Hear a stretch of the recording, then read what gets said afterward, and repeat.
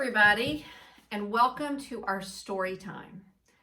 So today I am reading a story, and it's not biblical, but I think it has a great value lesson. My story today is Room on the Broom. And I'm sure you've heard this story before. And since it's Halloween weekend, I thought what could be more fun than a story that has a Halloween theme. But the best part about this story isn't that it's a Halloween type story. It's a story about including everyone. In this story, you're going to see that there's one broom, but there's room for everybody. Just like God, He makes room for all of us at His table. And in this story, we get room on the broom. So this is The Room on the Broom by Julia Donaldson. The witch had a cat and a very tall hat and long ginger hair, which she wore in a plait. How the cat purred and how the witch grinned as they sat on their broomstick and flew through the wind. But how the witch wailed and how the cat spat when the wind blew so wildly, it blew off the hat. "Down!" cried the witch, and they flew to the ground. They searched for the hat, but no hat could be found. Then out of the bushes on thundering paws, there bounded a dog with the hat in his jaws. He dropped it politely, then eagerly said, as the witch pulled the hat firmly down on her head, "I am a dog as keen as can be. Is there room on the broom for a dog like me?" "Yes," cried the witch, and the dog clambered on. The witch tapped the broomstick and whoosh, they were gone. There they are. Over the fields and the forest they flew. The dog wagged his tail, and the stormy wind blew. The witch laughed aloud and held onto her hat, but away blew the bow from her long ginger plait. Poor witch is losing everything on this ride. "Down!" cried the witch, and they flew to the ground. They searched for the bow, but no bow could be found.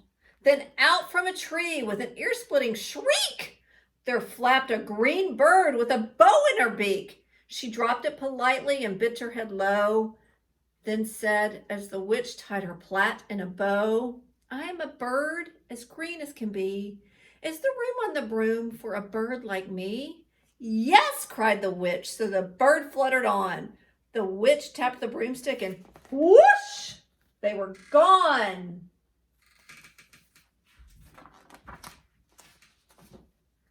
Over the reeds and the rivers they flew. The birds shrieked with glee and the stormy wind blew. They shot through the sky to the back of beyond. The witch clutched her bow, but let go of her wand. "Down!" cried the witch, and they flew to the ground. They searched for the wand, but no wand could be found. Then all of a sudden, from out of the pond, leapt a dripping wet frog and a dripping wet wand. He dropped it politely, then he said with a croak, as the witch dried the wand on a fold of her cloak, "I am a frog as clean as can be. Is there room on the broom for a frog like me?" "Yes," cried the witch, so the frog bounded on. The witch tapped the broomstick and whoosh, they were gone. Over the moors and the mountains they flew. The frog jumped for joy, and the broom snapped in two. Down fell the cat and the dog and the frog. Down they went tumbling into a bog. The witch's half broomstick flew into a cloud, and the witch heard a roar that was scary and loud. "I am a dragon, as mean as can be, and I'm planning to have witch and chips for my tea." "No," cried the witch, flying higher and higher. The dragon flew after her, breathing out fire. "Help," cried the witch, flying down to the ground. She looked all around, but no help could be found. The dragon drew nearer and, licking his lip, said, "Maybe this once I'll have witch without chips." It's a mean dragon. But just as he planned to begin on his feast, from out of a ditch rose a horrible beast. It was tall, dark, and sticky, and feathered and furred. It had 4 frightful heads. It had wings like a bird. And its terrible voice, when it started to speak, was a yowl and a growl and a croak and a shriek. It dripped and it squelched as it strode from the ditch. And it said to the dragon, "Buzz off! That's my witch." Look at that funny little monster out of the ground, out of the swamp.